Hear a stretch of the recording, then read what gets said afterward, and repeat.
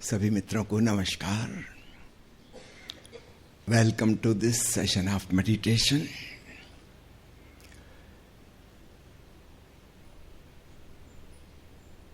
कल एक मित्र ने बहुत सारे फिलॉसफिकल सैद्धांतिक सवाल पूछे थे। अपने मन की बहुत सी समस्याओं का विश्लेषण करवाना चाह रहे थे। मैंने उनसे कहा कि सब सवालों का जवाब कल 10 बजे के सेशन में मिल जाएगा। आज हम ओशो का जो प्रवचन अंग्रेजी का सुनने जा रहे हैं वह अत्यंत महत्वपूर्ण है। पूरब के ऋषियों की सोच और दृष्टि पश्चिम के मनीषियों से बिल्कुल भिन्न रही है। पूरब में हम जिन्हें गुरु कहते हैं, सतगुरु कहते हैं, वे हमें ज्ञान नहीं देते, बल्कि हमारे मन में जो इकट्ठा है पुराना ज्ञान वह भी छीन लेते हैं, उसकी व्यर्थता दिखा देते हैं। पश्चिम में जैसे शिक्षक कहा जाता है, टीचर कहा जाता है, वह शब्द गुरु का पर्यायवाची नहीं है। शिक्षक जानकारी देता है, विद्यार्थी को पता नहीं है बहुत सी बातें, शिक्षक को पता है, वह सीनियर है, अनुभवी है, ज़्यादा पढ़ा लिखा है, वह ज्ञान देता है। इस भ्रांति में नहीं पड़ना कि शिक्षक और गुरु एक ही होते हैं। सतगुरु का अर्थ होता है जो सत्य में जी रहा है, जो अपने भीतर के परम सत्य को अर्थात ओंकार को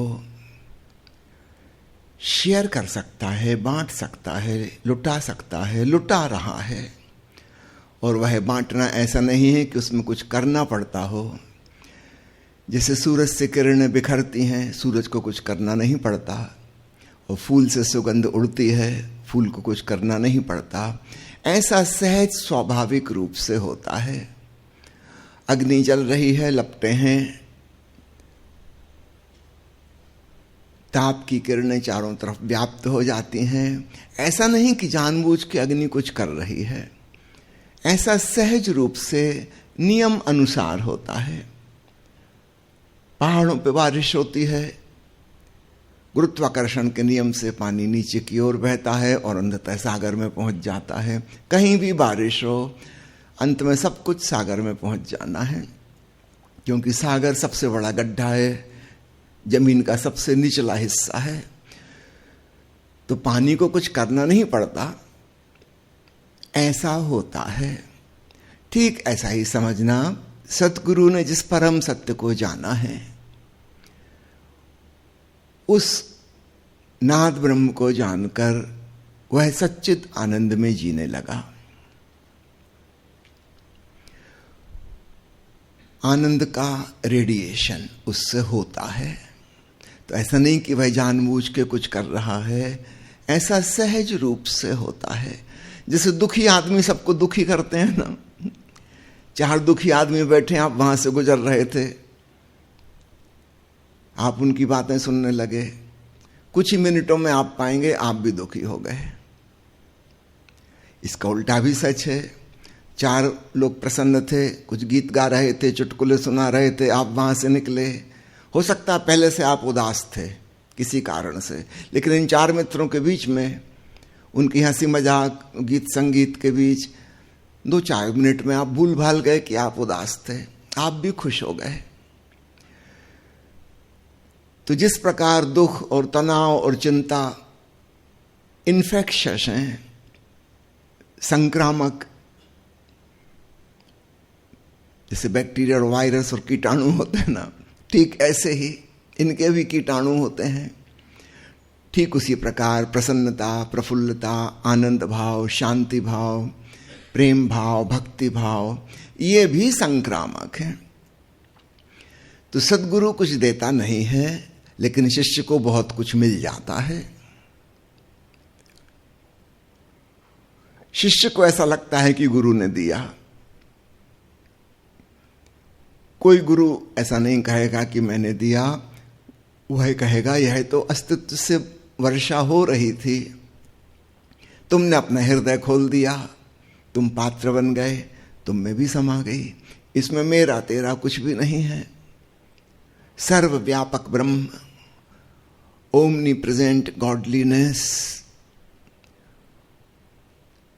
यह आनंद, यह शांति, यह पूरे अस्तित्व का गुण है।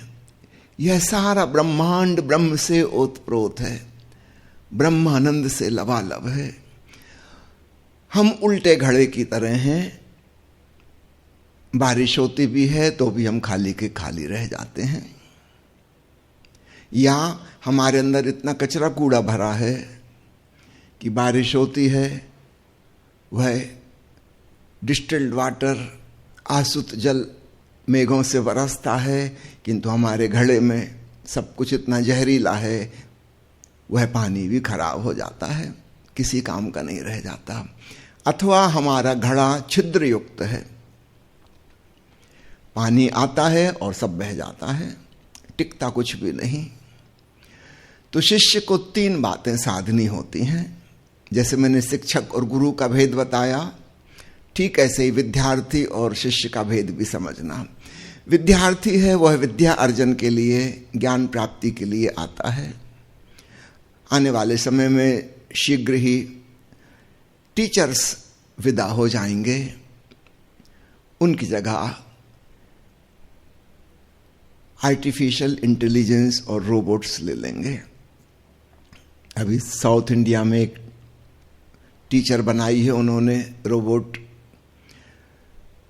जो 1ली क्लास से लेकर 12वीं क्लास तक के सारे विषय पढ़ा सकती है। आप कुछ भी पूछ लीजिए, सब उसे पता है, और एक भाषा में नहीं बल्कि 30 भाषाओं में। कोई मनुष्य इतना नहीं जान सकता, संभव नहीं। 30 भाषाओं में, और जल्दी ही वे अगला मॉडल जो बनाएंगे उसमें विदेशी भाषाएं भी बहुत सारी होंगी। मनुष्य जो काम कर सकता है उससे बहुत ज्यादा गुना, जहां तक स्मृति और ज्ञान का सवाल है, जानकारी का सवाल है, वह रोबोट कर सकेगा। आर्टिफिशियल इंटेलिजेंस हमारी साधारण इंटेलिजेंस से हजारों नहीं लाखों गुना ज्यादा विकसित हो सकती है। अभी चीन में एक नई अस्पताल बन रही है जिसमें रोबोट डॉक्टर्स और नर्सेस हैं, और एक डॉक्टर की क्षमता 10,000 मरीज प्रतिदिन देखने की है। सामान्यतः एक जीवित आदमी डॉक्टर 2 साल में इतने मरीज देख पाता है जो वो 1 दिन में देख लेंगे। और याद रखना, इंसान से भूल चूक भी होती है, मशीन से भूल चूक नहीं होती। उनकी डायग्नोसिस, उनका ट्रीटमेंट सब परफेक्ट रहेगा और अपडेट होता रहेगा। मनुष्य के साथ एक और मुश्किल है, वो अपडेट नहीं हो पाता। कोई 20 साल पहले ग्रेजुएशन हुआ था, पोस्ट ग्रेजुएशन किया था, उसके बाद वो डॉक्टर इतना बिजी हो गया, घर गृहस्थी संभालना है, अस्पताल क्लिनिक संभालना है, रात को इमरजेंसी अटेंड करना है, उसे कभी फुर्सत ही नहीं है नया ज्ञान हासिल करने की, फुर्सत ही नहीं है। इन 20 सालों में क्या क्या परिवर्तन हो गया उसको कुछ नहीं पता। वो जो पढ़ के निकला था वो वही ट्रीटमेंट कर रहा है। रोबोट हमेशा अपडेटेड रहेगा, लेटेस्ट जानकारी उसके पास रहेगी। तो धीरे धीरे शिक्षक खो जाएंगे दुनिया में, उनकी कोई आवश्यकता नहीं बचेगी, सारा काम मशीन टेक ओवर कर लेंगी। याद रखिएगा, गुरु तब भी महत्वपूर्ण होगा जिसने अपने भीतर शांति और आनंद को जाना है। ऐसे व्यक्ति के निकट बैठना, उसके सत्संग में होना, इसलिए सद्गुरु के संग को सत्संग कहा जाता है। उसके पास हम उस माहौल में, उस वातावरण में, उस हवा में जिएंगे, उसमें सांस लेंगे, हमारे भीतर भी कुछ हृदय को छू जाएगा। हमारी आत्मा भी स्पर्शित हो जाएगी। तो शिक्षक वह है जो जानकारी देता है। भविष्य में इसकी भूमिका दिनों दिन कम होती जाएगी और हो सकता है बिल्कुल खत्म हो जाए, कोई जरूरत ही ना हो। यह भी संभव है, किसी को इंजीनियर बनना है तो एक छोटी सी कंप्यूटर चिप उसके खोपड़ी में लगा दी जाए जिसमें इंजीनियरिंग की सारी जानकारी है और गूगल के द्वारा अपडेट होती रहेगी। और वो छोटा सा बच्चा 10 साल का, उसके पास पूरी जानकारी हो गई जो 25-30 साल पढ़ाई लिखाई के द्वारा प्राप्त होती थी। उसको तंग करने की जरूरत नहीं है कि रात को पढ़ो और परीक्षा दो और ये करो, सीधी ही नॉलेज ट्रांसफर की जा सकती है। संभव है भविष्य में उपाय निकल आए कि सीधे ही हमारा मस्तिष्क इंटरनेट से जुड़ सके। हो सकता कोई छोटा मोटा इक्विपमेंट, कोई छोटी सी सर्जरी, भीतर एक चिप फिट कर दी, बस आपको जो भी जानकारी प्राप्त करनी है प्राप्त कर लीजिए। सिर पे बोझ ढोने की जरूरत नहीं है हमेशा के लिए। तो शिक्षक का काम धीरे धीरे रिप्लेस हो रहा है और देखते देखते निकट भविष्य में शायद 10-15 साल में पूरा हो जाएगा। स्कूल कॉलेज की भी कोई आवश्यकता नहीं बचेगी। गुरु का कार्य बिल्कुल भिन्न है।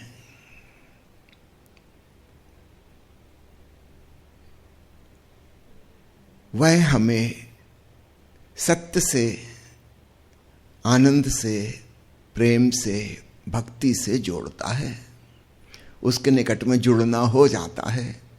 ये कहना भी ठीक नहीं कि वह जोड़ता है, बस ऐसा हो जाता है। जैसे चुंबक के पास आके लोहे का टुकड़ा भी चुंबकीय हो जाता है, मैग्नेटिक इंडक्शन, चुंबकीय प्रेरण। ठीक ऐसे ही जो शिष्य होने को राजी है, सद्गुरु की उपस्थिति में उसके भीतर भी कुछ गुरुत्व लेने लगता है, उसके भीतर भी ट्रांसफॉर्मेशन और रूपांतरण होने लगता है। पश्चिम के मनीषियों ने, विशेषकर मनोवैज्ञानिकों ने, मन का विश्लेषण, सपनों का विश्लेषण इत्यादि इत्यादि खोजें की। पिछले 125 साल में मनोविज्ञान विकसित हुआ है, लेकिन आपको बता दूं इसकी सफलता लगभग नहीं के बराबर है। लाभ कुछ नहीं होता। बातें सुनने में बड़ी आकर्षक लगती हैं, तर्क संगत लगती हैं, लेकिन परिणाम कुछ नहीं होता। वो आदमी वैसा का ही वैसा रहता है।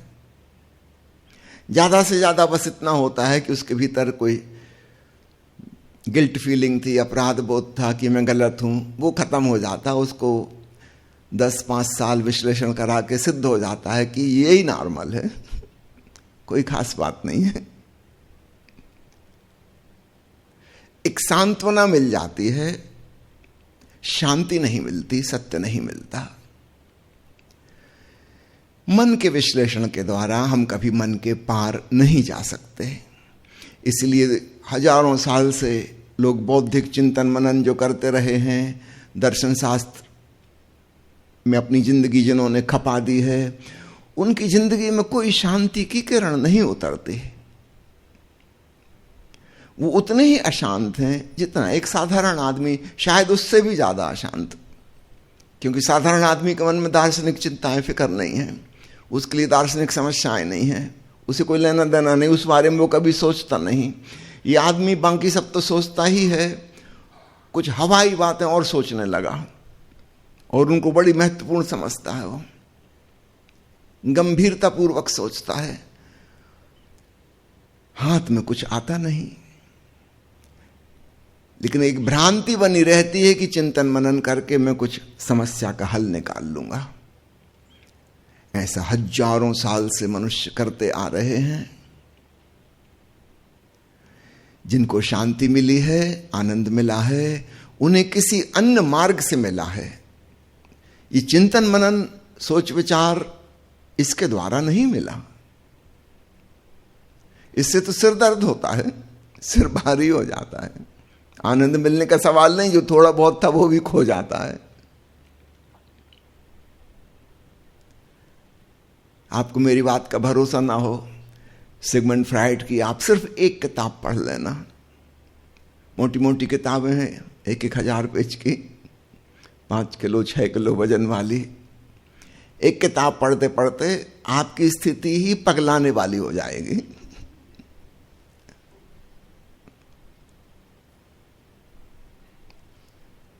जो थोड़ी बहुत शांति थी, प्रसन्नता थी, वो भी खत्म हो जाएगी। भारत के ऋषियों ने एक दूसरा रास्ता खोजा था, वह था मन में जो भी चल रहा है, सवाल हैं, प्रश्न हैं, जो भी चल रहा है, भावनाएं हैं, कभी सद्भावना है, कभी दुर्भावना है, जो भी है, तुम चुपचाप दूर से उसे देखो। ये बात ही बिल्कुल अलग थी। सुलझाना नहीं है, न उसमें से कुछ हटाना है, न किसी चीज को पकड़ना है, रोकना है, न किसी को दूर करना है। बिल्कुल पक्षपात रहित होकर, नॉन जजमेंटल एटीट्यूड के संग चुपचाप देखो क्या हो रहा है। देखते देखते एक बात पक्की हो गई कि मैं देखने वाला हूं, इस सबसे भिन्न हूं। ये जो चल रहा है मेरे भीतर मन में, यह दृश्य है, बदलता रहता है। कभी कुछ विचार, कभी कोई विचार, कभी कोई समस्या, कभी कोई प्रश्न, कभी कोई उत्तर, कभी क्रोध आ गया, कभी करुणा आ गई, कभी प्रेम आ गया, कभी घृणा आ गई। ये खेल चल रहा है। लेकिन एक बात पक्की है कि जब प्रेम की भावना नहीं आई थी तब भी मैं था, फिर वो भावना समाप्त हो गई, अभी भी मैं हूं। अभी गुस्सा आने लगा, अभी भी मैं हूं। ये गुस्सा चला गया थोड़ी देर में, मैं अभी भी हूं। मैं कोई और ही हूं जो सदा सदा मौजूद है। एक नए तत्व का एहसास हुआ। हम मन की, विचारों की, भावनाओं की उलझन के बाहर निकले। ये बाहर निकलना समाधान बनता है। याद रखना, समस्या की चिंतन मनन से समाधान नहीं आता, उसमें तो हम उसमें और फंस गए, उलझ गए। समाधान कैसे आया? मन से दूर ही हो गए। और दूर होने की तरकीब क्या है? दृष्टाभाव से देखना। जब हम किसी चीज को देखते हैं तो एक डिस्टेंस निर्मित हो जाती है। अगर आप आईने के सामने बिल्कुल नाक सटाकर और भौं सटाकर खड़े हो जाएं, चेहरा लगा के आईने से, तो आपको अपना ही चेहरा दिखाई न देगा। देखने के लिए एक दूरी चाहिए। तो जैसे ही हम विचारों को, भावनाओं को, धारणाओं को, अपने विश्वासों को, मान्यताओं को देखते हैं, दूरी निर्मित होनी शुरू हो जाती है। और थोड़े ही समय में स्पष्ट हो जाता है कि मैं इन सबसे भिन्न और पृथक कोई और हूं। ठीक है, सामने ये बाजार है, भीड़ भाड़ चल रही है, ट्रैफिक है सड़क पे, विचारों का, भावनाओं का।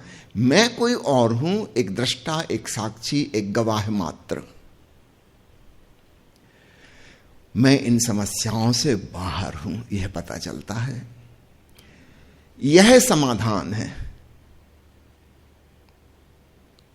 तब वो समस्याएं, वो प्रश्न हमारे लिए कोई महत्व नहीं रखते। वो सब फीके पड़ जाते हैं, गौण हो जाते हैं। और एक अद्भुत क्लैरिटी, स्पष्टता पैदा होती है।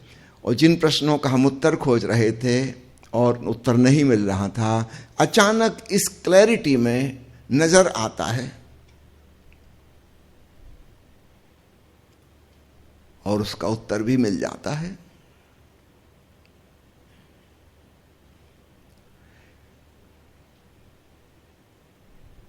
अद्भुत घटना घटती है। तो गुरु हमें साक्षी भाव सिखाता है, दृष्टा भाव अर्थात ध्यान सिखाता है। ज्ञान नहीं देता, ध्यान सिखाता है। दोनों में बड़ा भेद है। ध्यान यानी होश पूर्ण होना, और ज्ञान यानी जानकारी, स्मृति का संग्रह करना। स्मृति हमारे मस्तिष्क का हिस्सा है, part of the physical body, भौतिक शरीर का। और यह जो साक्षी चैतन्य है, यह शरीर का हिस्सा नहीं है, यह शरीर का भी दृष्टा और ज्ञाता है। यह हमारा स्वरूप है, चैतन्य स्वरूप।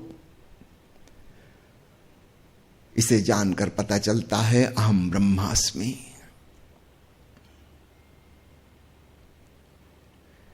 अपने असीम विस्तार का एहसास होता है। तो शिक्षक और गुरु के कार्य बिल्कुल अलग अलग हैं, लगभग एक दूसरे के विपरीत। शिक्षक देता है ज्ञान अर्थात जानकारी, सद्गुरु देता है ध्यान जो हमें आत्मज्ञान की ओर ले जाता है। याद रखना, जगत का ज्ञान नहीं, आत्मज्ञान, स्वयं के होने का एहसास, ब्रह्म ज्ञान फलित होता है। और इसलिए शिष्यों ने कहा है अपने सद्गुरु के लिए कि गुरु ब्रह्मा गुरुर्विष्णु गुरुर्देवो महेश्वरा। जिसके माध्यम से हमने ब्रह्म को जाना वह ब्रह्म स्वरूप है हमारे लिए।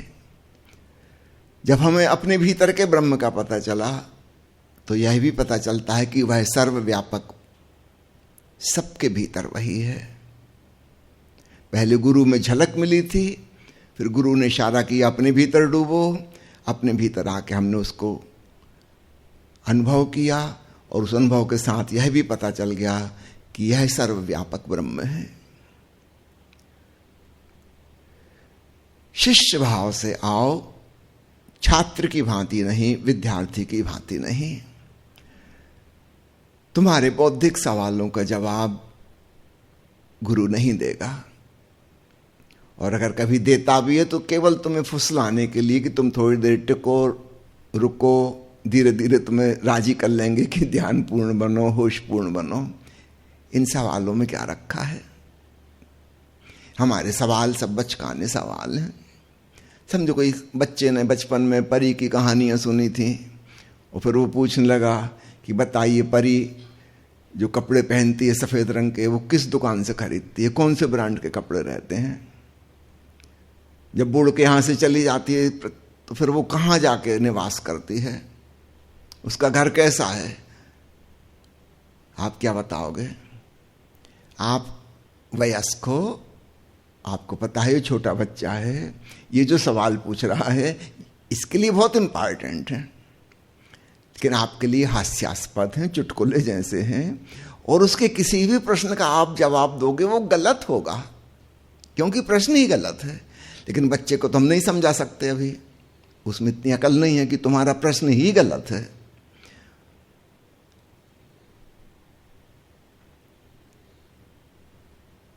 वो कहेगा ऐसे कैसे गलत है? जब परियां सफेद कपड़े पहनती हैं तो कहीं से तो खरीदती होंगी ना, शॉपिंग करने कहां जाती हैं?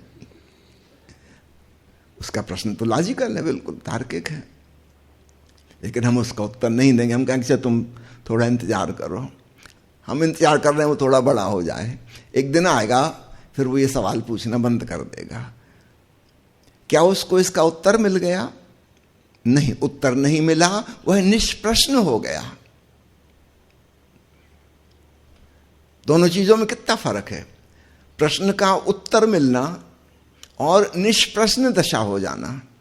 वो प्रश्न ही गिर गए, अब हम उससे पूछें बताओ शॉपिंग कहां से करती हैं परियां, वो भी हंसेगा, कहेगा छोड़िए वो बातें, वो बचपन की बातें, प्रश्न ही व्यर्थ हो गए। तो हम जिन्हें दार्शनिक प्रश्न कहते हैं और बहुत महत्वपूर्ण समझते हैं, एक दिन हमें हंसी आती कि हम भी क्या बकवास पूछ रहे थे। तो उत्तर नहीं मिलता, इसको हम कहते हैं समाधान हो गया। उत्तर समाधान में बड़ा भेद है। कोई उत्तर नहीं मिला, हम निष्प्रश्न हो गए, कोई हम ज्ञानी नहीं हो गए, सवाल की व्यर्थता नजर आ गई और वो बात खत्म हो गई। अब वो चिंता फिक्र मिट गई कि परियां कहां से शॉपिंग करती, हम निश्चिंत हो गए, हम मजे में। इस भेद का स्मरण रखिएगा।